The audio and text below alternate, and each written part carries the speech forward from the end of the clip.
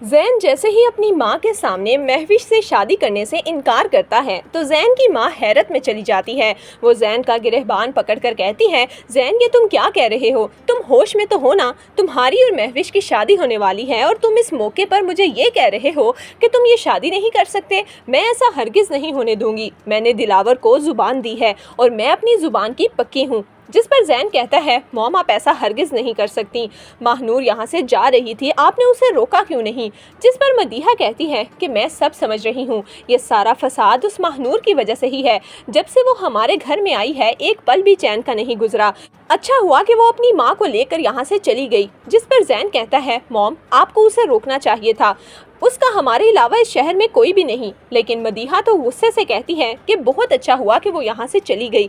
और ज़ैन याद रखना कि तुम्हारी शादी होगी तो सिर्फ और सिर्फ महविश से, और अगर तुमने मेरी बात ना मानी तो मैं तुम्हें कभी अपनी शक्ल नहीं देखने दूंगी और तुम्हें इस घर से निकाल दूंगी। ज़ैन अपनी माँ के हाथों मजबूर होकर खामोशी से बाहर लॉन में आकर बैठ जाता है और उसकी आंखों से आंसू निकल आते हैं। ज़ैन आज महानूर को प्रपोज करने वाला था और उसे अपने दिल की सारी बात बताने वाला था, लेकिन उसके आने से पहले ही महानूर उसे छोड़कर जा चुकी है और ये बात ज़ैन से बर्दाश्त नहीं हो रही।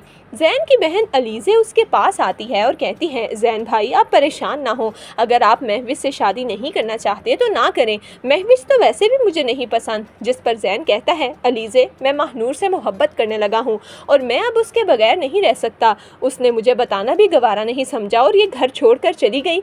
मैं आखिर उसके बगैर कैसे रहूँगा? मैं उसे देख कर तो जीता हूँ और ये एहसास मुझे सिर्फ और सिर्फ महानूर के साथ ही मिला है। जिस पर अलीज़े कहती है, भाई आप परेशान ना हो, मुझे पता है कि महानूर कहाँ गई है, मैं आपको उसके पास ले जाऊंगी और आप अपनी मोहब्बत का इजहार कर दीजिएगा, क्योंकि मैं नहीं चाहती कि आप महविश जैसी लड़की के साथ अपनी पूरी ज़िंदगी बर्बाद करें।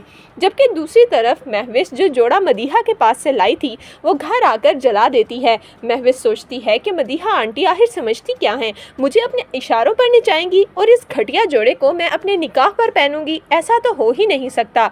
मुनीज़ा जब ये देखती है तो वो फौरन उसके पास आती है और कहती है, महविश तुमने क्या किया? मदीहा आपा ने कितनी मोहब्बत से तुम्हें ये जोड़ा दिया था। जिस पर महविश कहती है कि उन्हें क्या ज़रूरत थी मुझ पर इतनी मोहब्बत निछावर करने की, मैं तो बस उनकी मोहब्बत का सिला उन्हें दे रही हूँ और आज के बाद अगर आपने मुझे बातें सुनाने की जुर्रत की तो मुझसे बुरा कोई नहीं होगा।